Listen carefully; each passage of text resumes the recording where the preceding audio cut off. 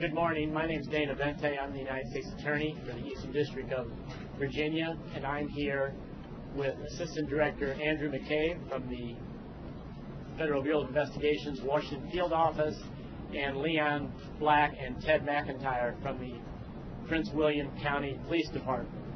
We're here to announce the guilty plea today of Ali Amin, who pleaded guilty to conspiring to provide material support to a designated terrorist organization, ISIL.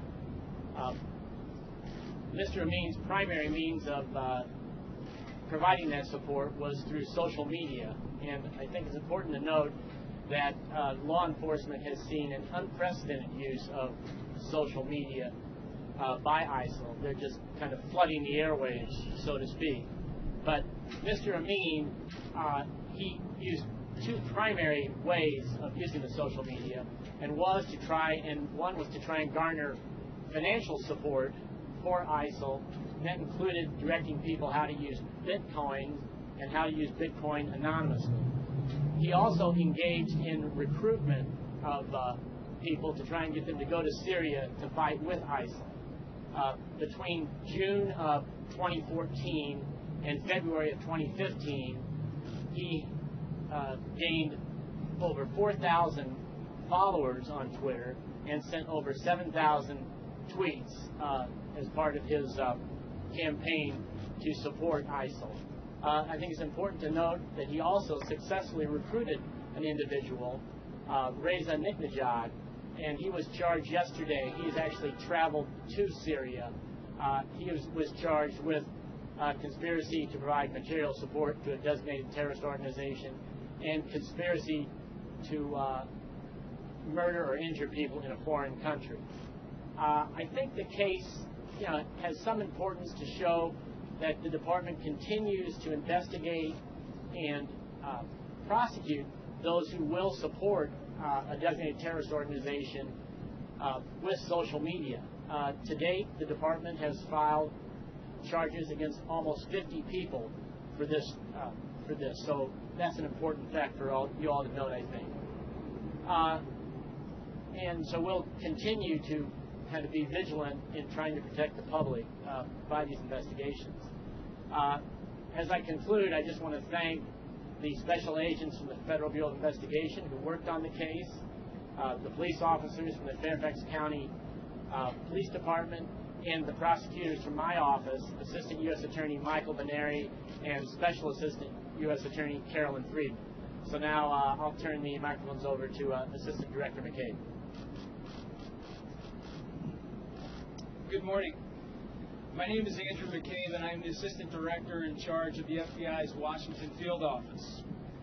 One of the FBI's top priorities recently has been focusing on investigating U.S. persons who are actively traveling or preparing others to travel overseas to fight with ISIL.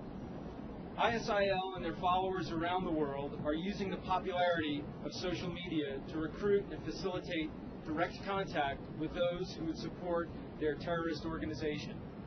Today, Ali Shukri Amin entered a guilty plea as an adult for actively supporting the designated terrorist organization, ISIL.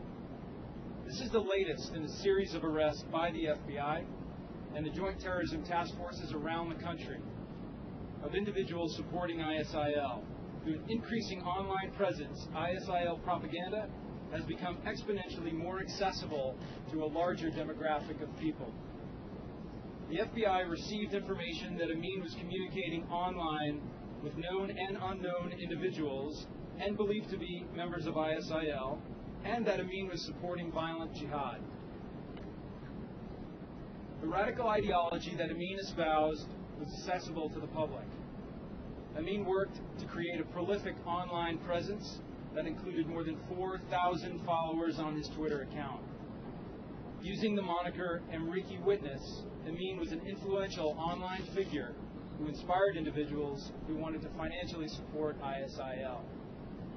Amin made ISIL propaganda accessible to Western supporters, and he provided justifications for ISIL actions, including the beheading of journalists. Amin also recommended specific online security measures for those who wanted to support this terrorist organization, such as the use of bitcoins to finance travel without creating evidence of a crime. Amin did these things to support ISIL while acting from the comfort of his home here in our community of Northern Virginia. Along with his online presence, Amin also directly facilitated the travel of one individual to Syria. As the U.S. Attorney has noted yesterday, an arrest warrant was issued for Reza Nikninejad, an 18-year-old naturalized U.S. citizen and Prince William County resident, for conspiring to provide material support to terrorists, conspiring to provide material support to ISIL, and conspiring to kill and injure people abroad. In January of 2015, Prince William County Police alerted the FBI that Nikninejad had been reported missing. As a result of the FBI's Joint Terrorism Task Force investigation, Amin admitted to facilitating the travel of Nikninejad to Syria for the purpose of supporting ISIL. While driving with Nikninejad to Dulles Airport, Amin provided instructions on where to go once Nikninejad arrived in Turkey in order to meet up with other ISIL supporters in Syria. Following his departure, Amin delivered a lecture and a thumb drive to Nikninejad's family, a letter and a thumb drive to Nikninejad's family indicating that he did not plan to see his family again. Nikninejad has not returned to the United States. Today's guilty plea serves as a reminder of how persistent and pervasive online radicalization has become. Never before has it been easier to get one's message out faster to a larger group of people. But make no mistake, this case is a tragedy. It is a tragedy first and foremost for the Amin family, who have lost a loving son and brother. And it is a tragedy for this community, as we have now lost yet another young person to the seductive allure of violent online propaganda.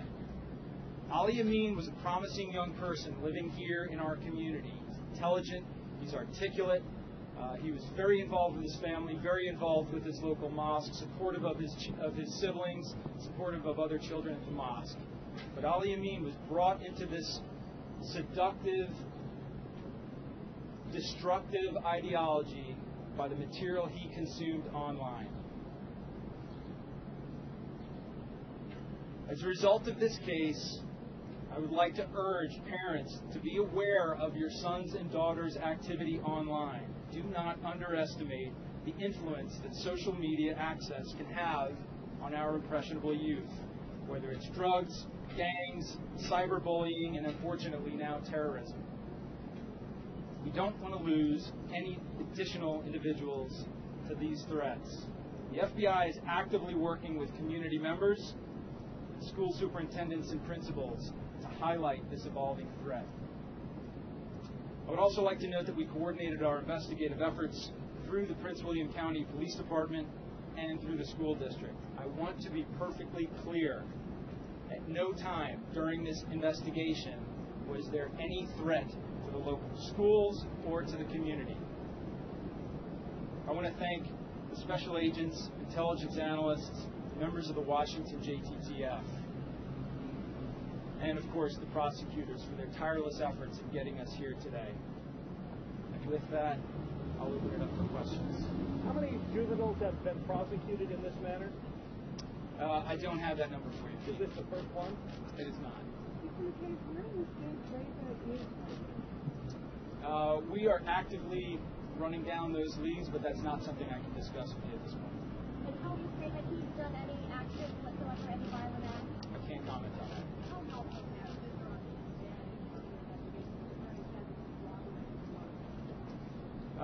That goes directly to the ongoing investigation, so I can't comment directly on it, but Mr. Amin has made efforts to cooperate, and we continue to facilitate that process. What percentage if something was wrong? Was it what you were saying online? Was it something? We received information in late November 2014 that Ali Amin supported ISIL and that he had been particularly vocal in his support and that he intended to travel to Syria. Did Amin use his own funds on Bitcoin, or was he soliciting others to provide funds? Amin was actively involved in recruiting individuals and soliciting their financial support to ISIL. Can you get a sense? Prosecuting. Get a sense? In terms of prosecuting a teen, a minor, what options were available to you, and why did you feel like you wanted to prosecute him as an adult? Matt, those are always really difficult decisions. We don't like to prosecute minors, but certainly it's not exceptionally unusual. We've prosecuted minors for other violent crimes, for MS-13, for sexual assaults. It's something we take very, very seriously is the age of someone, and it's a tough decision. But I think at the end of the day, it becomes it's a matter of public safety. So that's why the decision is made. What is your sense of why he was so successful in gathering support from followers? What was it about what he was doing? As Assistant Director McCabe said, he is a very articulate, intelligent individual, and there are groups out there that are receptive to the argument. I think that they're much like people who join gangs. They're looking for some identity, and so when that opportunity comes, some people are susceptible to it, and it's unfortunate. And that's why, again, as Assistant Director McCabe said, community and family involvement is so important. You mentioned the challenges. Talk about the nationwide impact of ISIL. Do you get a sense that, what sense do you get about the impact on our region as a result of this particular case? I think our region is very similar to the same sorts of impact and influences we're seeing across the country. There's nothing distinct about Northern Virginia or any place for that matter. This is truly a threat and a wave of information that is crashing on the shores across this nation. Your advice to the public, just as a follow-up? You got to stay involved. You got to stay engaged with your kids. You got to be aware of their activity online, the sorts of sites that they're looking at, the people they're interacting with. There are a lot of potential dangers out there for our children in those sorts of interactions, not just on the terrorism front. As I mentioned, cyberbullying, drugs, recruitment into criminal activity. It's a challenge for parents. I'm a parent. I understand that challenge very personally, but it is just something we can't look away from. Mr. Case, are you using any other anonymizing tools or directing any followers on different sites in addition to this? I won't talk specifically about the techniques that Amin was using, but I will say that Ali, one of the things that made him so effective was that he is particularly cyber savvy. Very intelligent young man and knew his way around social media and the internet. Question about the tweets, understanding the Bitcoin part of it. But it's the language that he used, the things that he said and posted on Twitter. Can you explain how that and language can be a federal crime? Well, when you say language itself would not be a federal crime, but when someone is actively supporting and getting people to make contributions, and when someone actually is, getting people to move over to Syria, that's a federal crime. So there's a line. It's not just saying that you support ISIL or ISIS. You actively have to. It takes more. Yeah, that's absolutely right. The FBI conducts no investigation based on the exercise of First Amendment activity alone. Absolutely no investigation. So his statements, those tweets, are indicative of his intent, of his mental state, but ultimately it was the actions that he took that landed Ali in such trouble. If peers are to look at these social media sites, what are the key words and red flags they should be looking for? Particular words, signs? Can you describe? That's probably a bigger question than I can answer for you here today. I think we all know everybody has to develop their own kind of personal guidelines as to what sort of activity and online presence they're comfortable with their own children. But certainly those sites and the material that terrorist organizations are delivering through direct messaging to our children, that is some of the most violent, overt, extremist material out there, and I think it's pretty apparent to most I mean, is it direct? Is the initial contact, does it say specifically ISIL, or is there a code? What? ISIL has thousands and thousands and tens of thousands of followers on Twitter and other sites. It's quite easy. Whether do you have any more information on the guy who traveled, who he aided? Did he actually make it to Syria? Do you know where he is or what his status is? in the statement of facts, someone confirmed to Mr. Amen that he indeed had arrived in Syria. At what point did his communication online cross the line? At what point did he cross the line by going beyond exercising his First Amendment to showing intent? Was it taking this person to the airport? Was it facilitating things to this point? What was the line that he crossed that went beyond exercising? Well, legally it could be any of those things. So in this case, you had both of them, and you had more than that. But it takes more than just words. You have to actually, make an agreement and take action towards that agreement.